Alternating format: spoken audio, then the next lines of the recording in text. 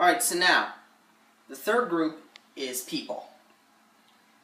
How can people prove that the Bible is the infallible Word of God? And they do it by one way: faith. But what is faith? Faith, to most men, believe that faith is seeing things and calling it true. That's not faith. That's a fact. If you see something, you know it's already there. It's fact. If you believe in something without seeing it, and you're trusting it's a certain way, that is true belief, and that is real faith.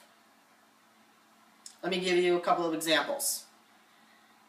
If you are breathing air right now, okay, which I'm sure all of us are, we don't even know that there's poisonous gases in the air. Well, you're breathing the air, you're not dying. So what does that prove? That proves that air exists, but you don't see it, but you're seeing the effects, because you're living, because you're breathing the air. Another example is that you're going to sit down in a chair. You don't know that the chair is there. You're going to sit down, and you're trusting that the chair is there, and that when you sit down, the chair will not collapse right under you. And if you don't look and you end up sitting down in that chair, you know the chair is there. And you did it in an act of trust, which is faith. So if we can believe that air is there and that the chair will carry our weight as we sit down, why shouldn't we believe the same way about God and His Word?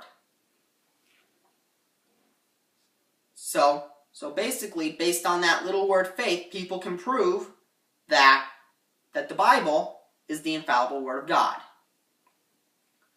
So, in review of this entire lesson, the Bible is the infallible Word of God because history can prove it by historic events and historic writings.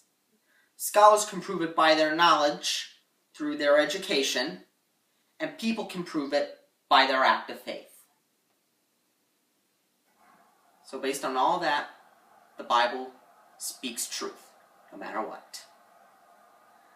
Thank you for your time and have a wonderful evening.